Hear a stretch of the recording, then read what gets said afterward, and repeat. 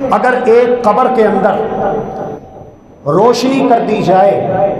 یہ مرنے والا کوئی اللہ کا پیارا، اللہ کا نیک بندہ، مومن، موحد، متبع سنت فوت ہوا، اللہ رب العالمین نے اس کی قبر کو تا حد نگاہ کشادہ کر دیا، اس کی قبر کو روشن کر دیا، جنت کی کھڑکی کھول دی گئی۔ تو ایسی قبر کے اوپر کوئی پنکھا لگانے کی یا کوئی اے سی یا ایئر کولر لگانے کی یا کوئی لائٹنگ کرنے کی ضرورت ہے؟ نہیں۔ اور اگر قبر کے اندر اندھیرا ہو، مرنے والا جسے قبر میں دفنایا گیا اللہ کا نافرمان فاسق فاجر ہو، اندر اسے مار پڑ رہی ہو، باہر جتنا مرضی چراغاں کر دیا جائے کوئی فائدہ ہوگا؟ اصل چیز ہے کہ ہم اپنے دل کو روشن کریں، اپنی زندگیوں کو روشن کریں، ان تعلیمات سے جو تعلیمات ہمارے پیارے نبی محمد صلی اللہ علیہ وآلہ وسلم ہمارے پاس اللہ ذو الجلال والاکرام کی جانب سے لے کر آئے ہیں، ان تعلیمات سے اپنے دل کو روشن کریں، اپنی زندگیوں کو روشن کریں، یہ اصل کرنے کا کام ہے۔ اور آخری بات، بڑے پیار سے،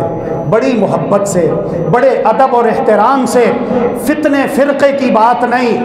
فرقہ واریت مذہبی منافرت کی بات نہیں، دلیل کی بات ہے۔ ہمارے پیارے نبی محمد صلی اللہ علیہ وآلہ وسلم نے پیر کے دن روزہ رکھا، پوچھا گیا تو ارشاد فرمایا اپنے دو پیارے گلاب جیسے خوبصورت ہونٹوں کے درمیان شہد سے میٹھی مبارک زبان سے کہ میں روزہ اس لیے رکھتا ہوں کہ اس دن میری ولادت ہوئی ہے۔ جس دن روزہ رکھا جائے اس دن عید نہیں ہو سکتی، اور جس دن عید ہو، جو دن عید کا ہو، اس دن روزہ۔ تو ہمارے پیارے نبی محمد صلی اللہ علیہ وسلم نے روزہ رکھ کر یہ بتا دیا، ثابت کر دیا کہ اس دن عید نہیں ہو سکتی، یہ دن عید کا خوشی منائیے، روزہ رکھ کر منائیے، اللہ کا شکر ادا کر کے، مسنون درود و سلام پڑھ کے، اور پیارے نبی محمد صلی اللہ علیہ وسلم کی پیاری پیاری پاکیزہ و مصفہ سنہری تعلیمات کے اوپر عمل کر کے، اپنی شکل صورت محمدی بنا کے، اپنا عقیدہ محمدی بنا کے، اور محمدی مثالی مسلمان بن کے